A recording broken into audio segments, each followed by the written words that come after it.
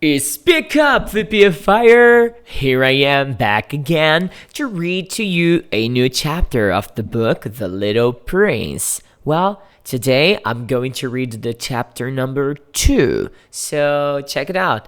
If you want to just listen to that, the podcast is the better option for you.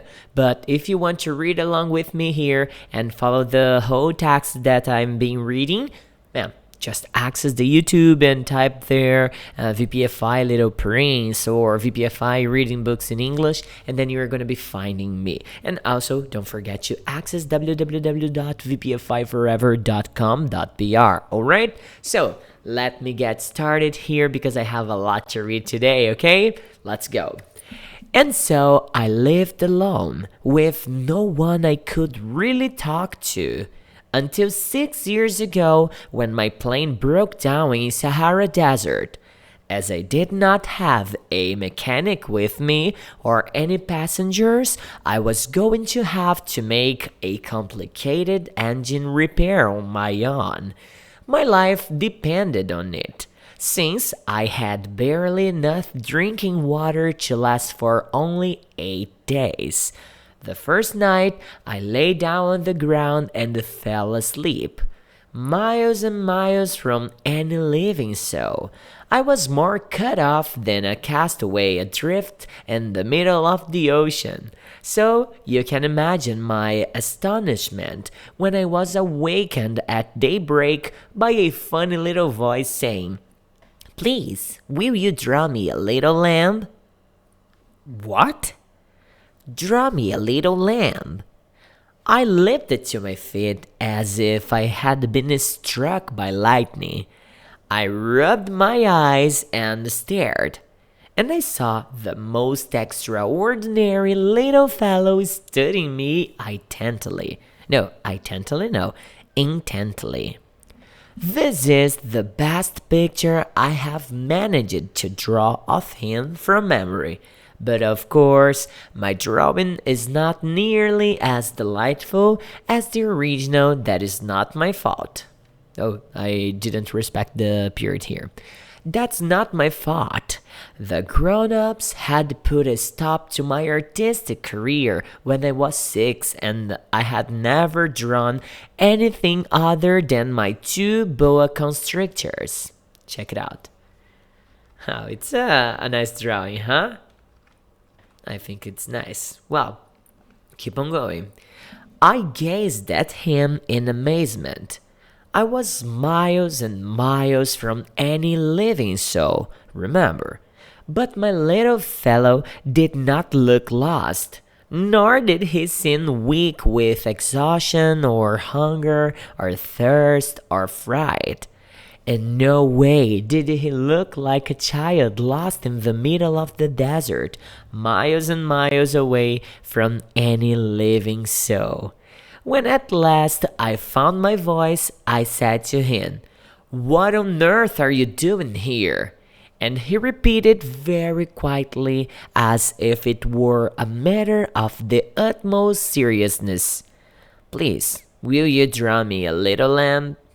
Here I was, miles and miles from any living soul and with my life in danger, but I was so baffled that I meekly prepared to do as he asked and took a pen and paper out of my pocket.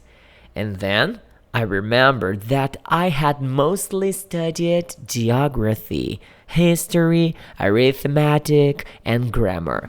And I told the little fellow, somewhat irritably, that I couldn't draw. And he replied, "It doesn't matter, draw me a little lamb." As I had never done a picture of a lamb, I presented him with one of the only 2 drawings I could do, a boa constrictor from the outside, and I was astounded to hear the little fellow say, No, I don't want an elephant inside a boa. A boa is too dangerous, and an elephant takes up too much room. My place is tiny. I need a lamb. Draw me a lamb. Or better, draw me a little lamb." So I drew. He scrutinized my effort and said, "No, that one looks very sickly. Draw another one." I drew.